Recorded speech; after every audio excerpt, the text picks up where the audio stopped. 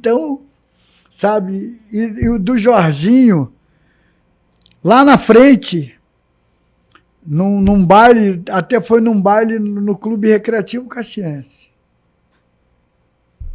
Eu lembro, o presidente do Clube Recreativo Caxiense, acho que eu sou colatino.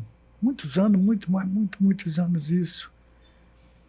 E a equipe de som era uma equipe de som do Colégio Casimiro de Abreu, do saudoso Seu João, Gilbervan, e a equipe era do Jardanes. O Jardane criou uma equipe de som, né? E nessa equipe de som, o Jardane contratou o falecido Carlos Imperial, o cara que deu o nome de Roberto Carlos, o cara que deu o nome de Tim Maia, era o cara que movimentava tudo naquela época. E nós tínhamos vivência com essas pessoas todas. Era. Conheci Tim Maia lá na Tijuca, na Praça Sans Penha. Roberto Carlos, pessoal assim, era todo mundo muito comum.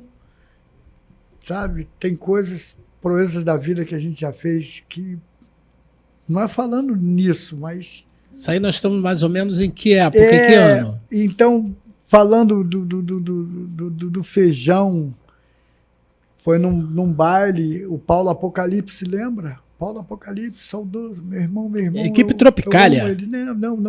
Não era nem Tropicália, Paulo Apocalipse não.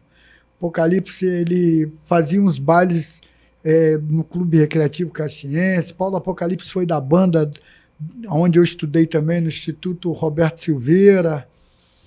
E Paulo Apocalipse sempre foi um cara que voltado para eventos, sabe? Poxa, eu espero um dia... Ele esteve aqui. Ele esteve aqui no programa, não foi? O cara é demais. O cara é demais. Eu assisti o Paulinho Apocalipse. O cara é demais. Então, e ele lembra que ele tem fotos e tudo. Tem. O cara que fazia os desfiles Imperial, de moda eu dançava com as lebres do Imperial, Carlos Imperial, aí tinha na TV Sábado Alucinante, e assim, até o falecido Cidinho Cambalhota era do programa. Né? Depois de um certo tempo, a gente foi conhecer um garçom que também se tornou muito forte nisso, chamado, que o nome dele foi dado Monsieur Limar.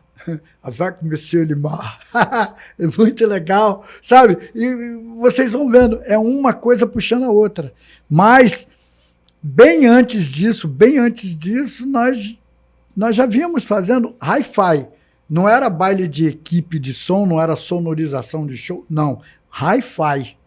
Hi-fi era aquela festinha que toda semana a gente ia fazer numa garagem de uma casa, numa sala de uma pessoa, botava a vitrolinha, os homens levavam Cuba Libre, Bacardi, Montila, sabe?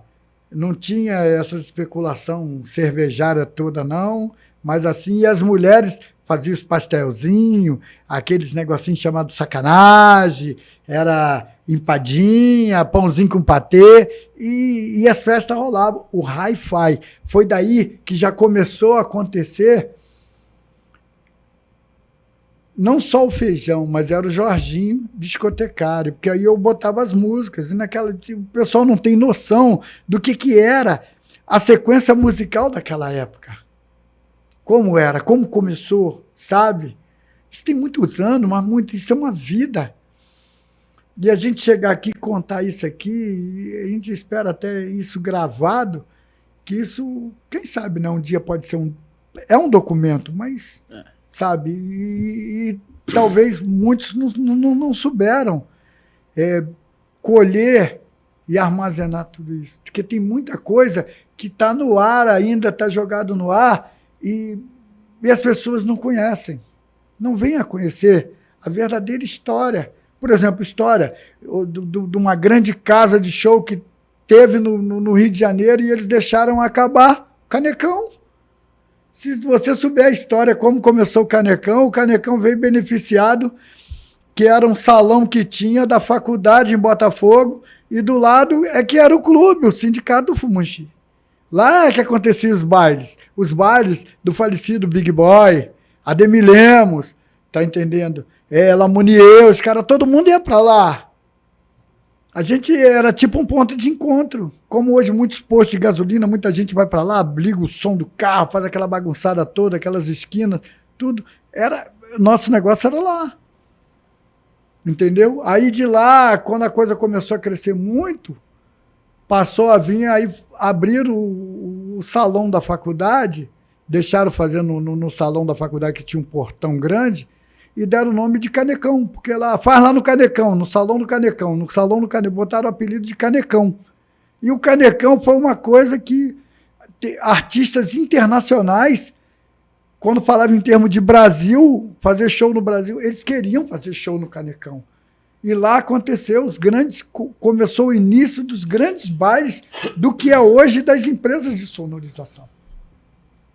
E da gente ser show. Ser essa referência, sabe? Eu agradeço a Deus por ser um pouquinho dessa referência de sonorização. Eu não sou isso tudo, mas eu vou dizer, eu sou grato a Deus porque é um sustento que Deus me deu de começar algo que hoje é o sustento da minha família. Vem por muitos e muitos anos e sustentando. Tem o meu filho, graças a Deus, o Lelê, muita gente conhece, né? Ele que está dando sequência em parte daquilo, do legado que eu praticamente estou deixando. Eu já estou com 65 anos de idade, né? Posso dizer para vocês que tem mais de 50 de som. Porque com 9 anos de idade, eu tive a minha primeira vitrolinha para fazer hi-fi. E, graças a Deus, pegava um disco emprestado com um primo, com a prima. Eu sou sobrinho de uma pessoa que é muito conhecida, e foi muito conhecida, Samuel Correia. Eu sou sobrinho dele. Sobrinho, ele casado com a Patrulha da cidade. Era, o cara da... E aí eu ia para casa dele, chegava na casa dele lá, conheci Carlos Bianchini, Castrinho, esses caras todos. E lá eles recebiam discos, eles ganhavam discos lá na Rádio Globo, naqueles lugares. E aí ele levava para casa. E quando chegava lá na casa dele, lá que ele morava lá na Tijuca, aí eu via aqueles discos assim e ficava impressionado vendo. Quando eu via aqueles discos com um buraco grandão assim. And there's a fascination. Falei, Jesus, que isso? Que negócio bacana. Fica para você. Meu tio falava, fica para você. E me dava. Aí eu ia na casa do tio José, da Marta aqui, na 19, aqui em Caxias. Quando chegava lá, eles me mostravam aquele disco com 3 faces do Billy Paul, com chapéu de couro.